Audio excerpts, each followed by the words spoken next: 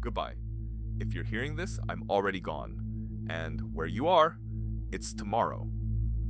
That was the first line on a drive pulled from a dead relay, 3 years after anyone stopped listening.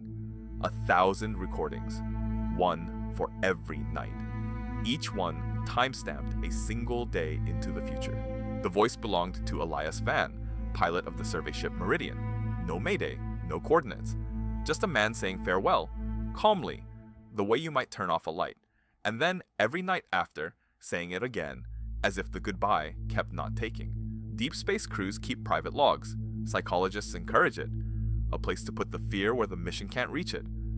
But Van had gone further than any log was meant to hold, 16 light months out. Far enough that a word sent home took half a year to land, and the answer, if it ever came, another half after that. So he wasn't talking to anyone. He was talking into a delay so long it became a kind of grave. You send your voice into the dark and you wait, not for a reply, but for the silence to feel a little less like drowning. The goodbyes were never meant to be heard. No, that's what made them honest.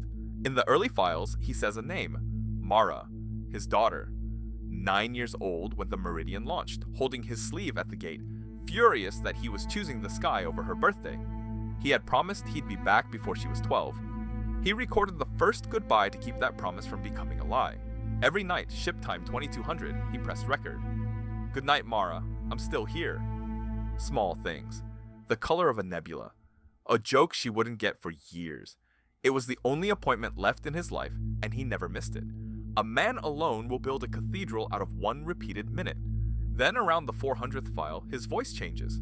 Not louder, thinner. The clock's doing something, he says. I logged tonight's entry and the system stamped it a day ahead. I fixed it. It did it again. He laughs, uneasy. Must be a glitch. I'll run diagnostics tomorrow. But tomorrow on his screen had already arrived. Here's the thing about time out there. There's no cosmic calendar, no universal now. Every clock keeps its own truth, and the faster you move or the deeper you fall towards something heavy, the slower your seconds tick against the rest of creation. Van's ship had no link home to keep it honest. It was drifting. In more ways than one, he thought it was a fault. For weeks, the good nights turned into a man arguing with his own instruments. I synced it to the star charts. It drifts back by morning. He didn't panic. He debugged. Because if the clock was simply broken, then he was fine. Just a technician with a stubborn machine. Not a soul losing its grip on when it was. Isolation studies have a name for what came next. The slow dip that arrives once you're past the midpoint and the way home starts to feel longer than the way you came. His sleep unspooled. Days lost their edges. I don't know if I recorded yesterday's, he admits one night.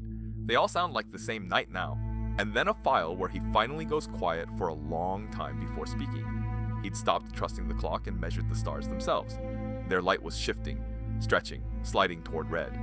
Something ahead of the Meridian was pulling, not a course error, a mass, dark, dead, and enormous, and he had been falling toward it for a year without knowing. That was the answer to the impossible timestamps. Deep in that gravity, his seconds crawled. Out where Mara lived, they raced. His onboard clock, unsynced and syncing, had simply stopped agreeing with Earth's calendar. Tomorrow wasn't a message from the future. It was only Earth's today, seen from a place where time had begun to fall behind.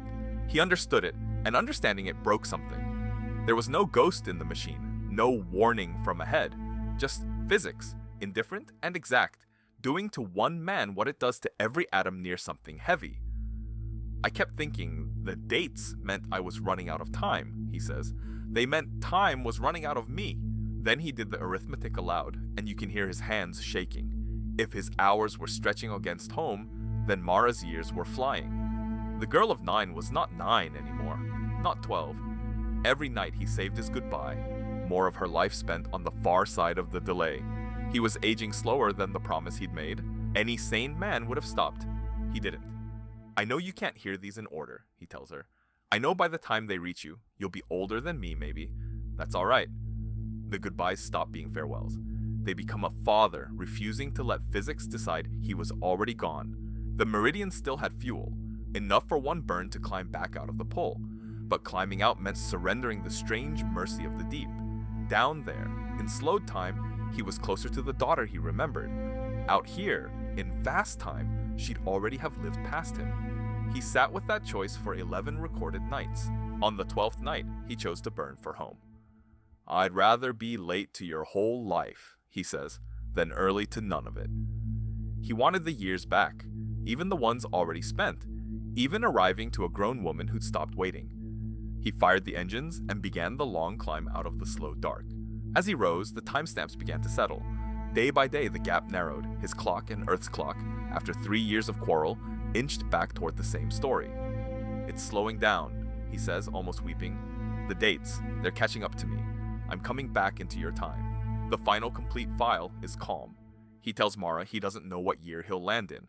He tells her to live everything, to not save any of it for him. "Good night," he says, the way he'd said it 1,000 times. "I'm still here." Then the recording stops mid-breath as if something interrupted it. Whether the Meridian made the climb, no one knows. The drive was intercepted drifting alone, its transmitter still faithfully pushing his voice into the dark. Every file recovered, every good night intact. And here is the part the technicians couldn't explain away. The timestamps had not stopped. The empty drive was still stamping new dates, always 1 day ahead. Understand, the science underneath is real. Clocks near great mass truly slow. We measure it every day in the satellites over your head. But a whole day's drift, a father falling out of his daughter's calendar, that is the story stretching the truth to its breaking point, so you can feel a thing too large to feel plainly. And no one heard from the future. Nothing outran its own light. The dates only ever meant that now is not a place all of us stand in together. It never was. Somewhere, a clock is always ahead of yours, and someone you love is living a day you haven't reached.